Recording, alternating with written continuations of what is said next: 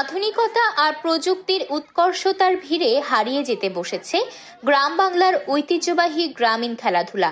এখনকার প্রজন্মের অনেকেই জানে না এসব খেলাধুলার নাম। খেলাগুলো নতুন প্রজন্মের কাছে পরিচিতি করতে ও সবার সাথে বিজয়ের আনন্দ ভাগাভাগি করতে মেহেরপুরের গাংনীর গাড়াবাড়িয়া গ্রামে হয়ে গেল 2 দিনব্যাপী গ্রামীণ খেলাধুলা প্রতিযোগিতার আসর, যেখানে এক কাতারে সামিল ছেলে বুড়ো সবাই। 3 পায়ে দৌড়, অঙ্ক দৌড়, বালিশ বদল, হাই জাম্প, লং জাম্প, বর্ষা নিক্ষেপ, বৃদ্ধদের জন্য ছিল চেয়ার খেলা, চোখ বাঁধা অবস্থায় হাড়ি ভাঙ্গা, সাইকেলিং সহ নানা ধরনের খেলা।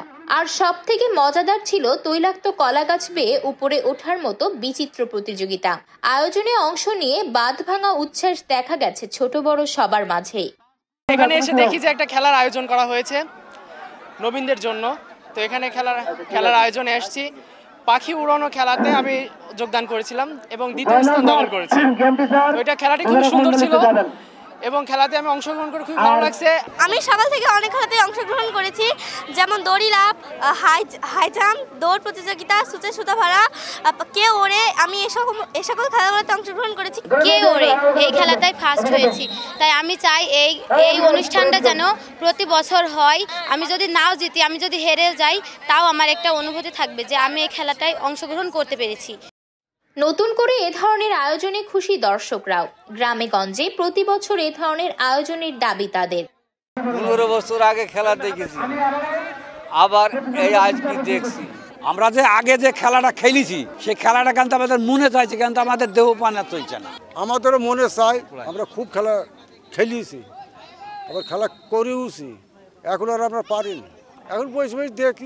এসব খেলা ধরেন আগে দেখতাম যে এসব খেলা হয়তো, কিন্তু বহুত দিন হয়নি খেলা, বুঝলেন, বহুত দিন হয়নি। তো এই খেলাগুলো দেখে আমার খুব সুন্দর লাগলো। আয়োজকরা বলছেন সবার মাঝে ভ্রাতৃত্ব ও ভালোবাসার বন্ধন সুদৃঢ় করতে আর নতুন প্রজন্মের কাছে বাংলার ঐতিহ্যগুলো তুলে ধরতেই এই আয়োজন। ঐতিহ্যপূর্ণ এই খেলাধুলাগুলোর মাধ্যমে আমাদের গ্রামীণ সংস্কৃতি এবং আমাদের যে কালচার, এটার মাধ্যমে নতুন প্রজন্মের সাথে পরিচয় করে দেওয়া হচ্ছে।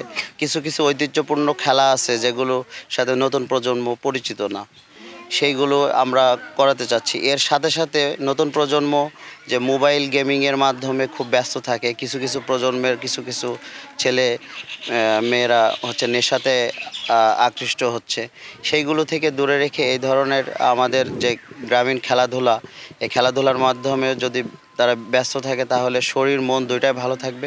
সাথে সাথে আমাদের বাঙালি যে কালচার, বাঙালি সংস্কৃতি, সেটা নিজেদের ভেতরে লালন করতে শিখবে।